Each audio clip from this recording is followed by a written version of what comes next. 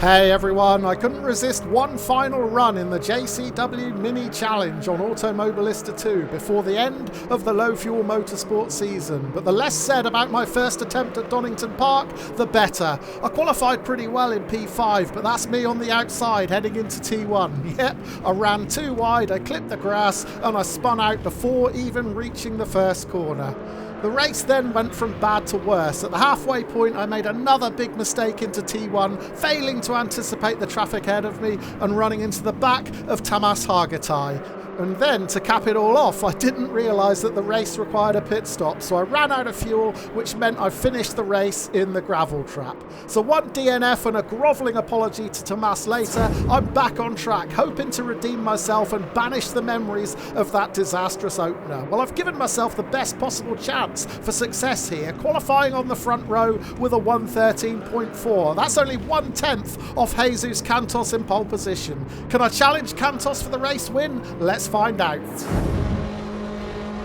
And it's green. We're underway at Donington Park. 20 minutes around this national circuit and a very rare front row start for me. And it actually looks like I got a better getaway off the line than the pole position driver Jesus Cantos. So I'm going to be on the inside line into turn 1, leaving Cantos enough space on the outside. It looks like he's just carrying enough speed around that wider line to hold on to P1.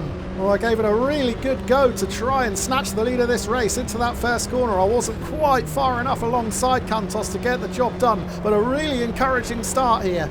I've held on to that second position and I've already opened up a bit of breathing room to the drivers behind. Currently we've got Christian Bautista in third and Benjamin Schlenker in fourth.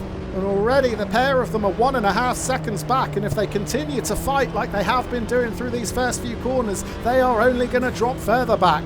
Now it's Nicolas Martinez who's the driver behind them in 5th position, so it might be an idea to switch the TV cam on just so we can keep one eye on that battle behind. Because as we charge down Starkey Straight for the first time, there is a very real possibility that Cantos and I could run away with this. Approaching Goddard's, the final chicane of this national circuit, and look at Schlenker in the TV cam. He is making a late move up the inside to try and pass Christian Bautista. He's managed to get the job done, but it was a block pass if ever there was one. And that is fantastic news for Cantos and I, because it means we're now more than 2 seconds clear as we begin this second lap. And a bit of a lock up from Cantos there going into Redgate. It doesn't seem to have slowed him down though. He is really quick out of that first turn. And look how close the two drivers behind me are. The battle for P3 is raging. Christian Bautista all over Schlenker going through the Craner curves. He's taken a lot of the curb on the inside. That'll unsettle Bautista and he's lost it. Bautista slides right across track and he's taken Nicolas Martinez with him. Well, that has really opened things up behind. 2 of the top 5 are in the dirt at the old hairpin. Meanwhile, Cantos and I are now more than 5 seconds clear. But let's go back and take another look at this big incident coming down through the Craner curves. Now watch Christian Bautista. He's the middle of the 3 drivers. He just takes too much of the curb on the inside. That pushes him out wide. And the second he touches the grass, he's got no way of controlling that car. He slides across and takes Martinez with him. This also gives us an opportunity to go back and check out a replay of the start, because we lost 2 more of the front runners at turn 1 right behind me. Now we're watching the black Mini of Fred Meyer, who started P3. He is going to suffer a big hit from behind from Christian Bautista, which sends him into the gravel. And he wasn't the only one. Yao Alberton, starting P5, made exactly the same mistake as I did in my first race, just clipping that grass on the outside and losing control. Right, back to the live action. We've just started lap 3 and I'm having to work really hard to try and keep up with Jesus Cantos here. Perhaps a little bit too hard, taking a few too many liberties with track limits coming through the Craner curves there, and I've picked up my first track cut warning. Now the gap to Cantos ahead is 0.8 of a second. So yeah, I am really struggling to stay on his rear spoiler. He's a little bit wide into McLean's though. This may give me an opportunity to close the gap, and I do get a couple of tenths back.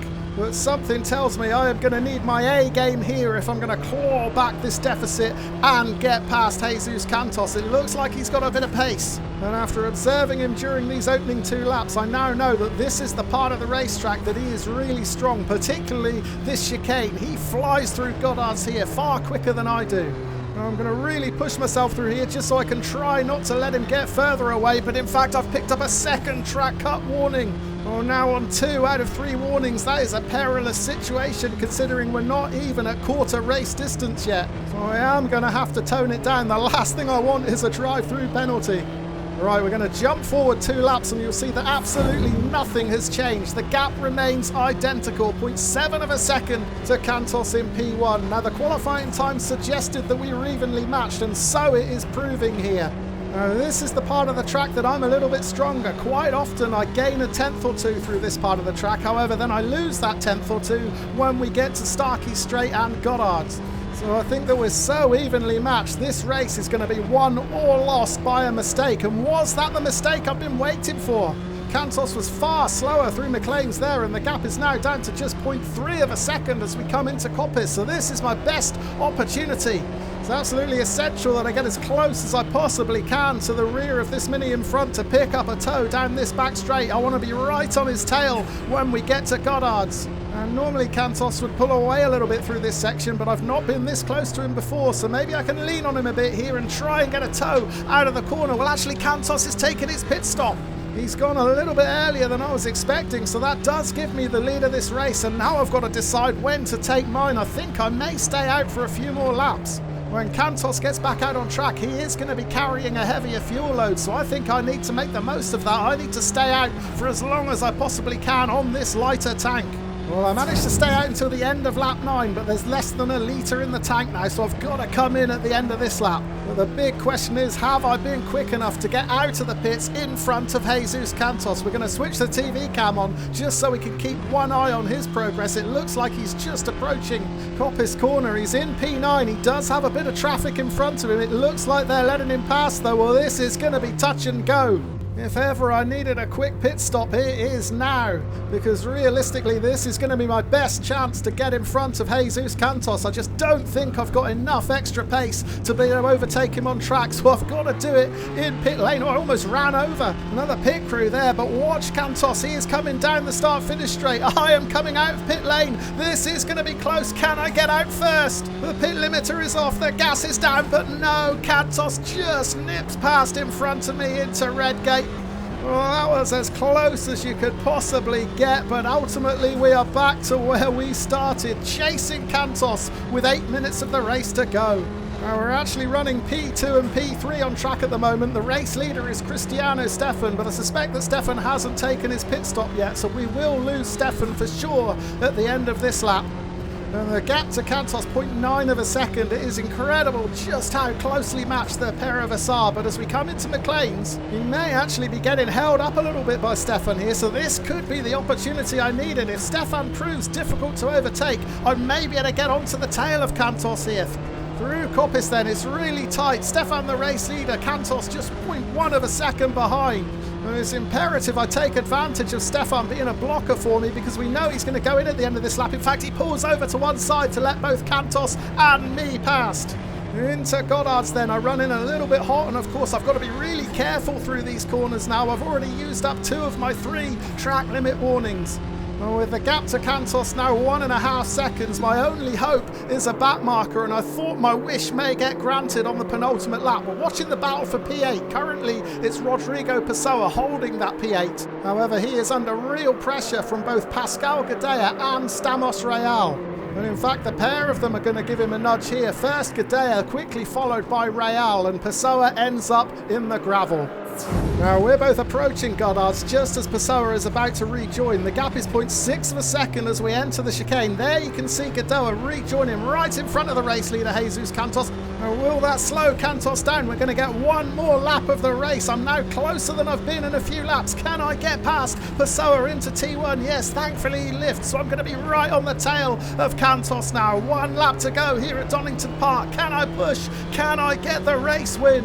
Well, the gap is just 0.5 of a second, but to be honest, it may as well be 5 seconds because we're so evenly matched. It is going to take a Herculean effort to close in these final 5 tenths. I think, realistically, it is going to take a mistake from Cantos, and we've not seen one from him yet.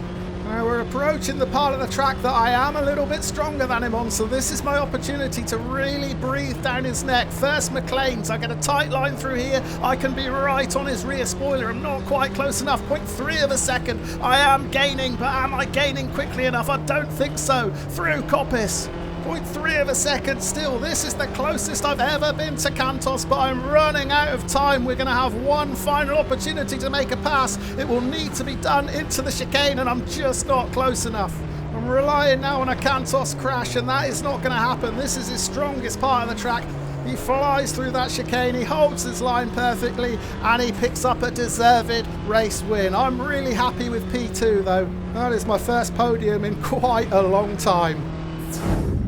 Yeah, finally back on the podium. The perfect way to banish the bad memories of that first race here at Donington Park. A P2 and a fastest lap in the race of 1:13.4, almost identical to Cantos. And in fact, it looks like I may have just snatched the fastest lap of the race, so plenty to celebrate here, even if I didn't take the race win in the end. Well, this marks the end of the Low Fuel Motorsport season. Now, I do hope they bring this JCW Mini Challenge back for the new season in 2026, because I am really loving these cars. Well, that's all from me for now. I'm about to hit the road to head down to Plymouth to watch Argyle play Burton Albion, so whatever you're doing today, I'm pretty sure you'll have a better time than me. Thanks ever so much for watching.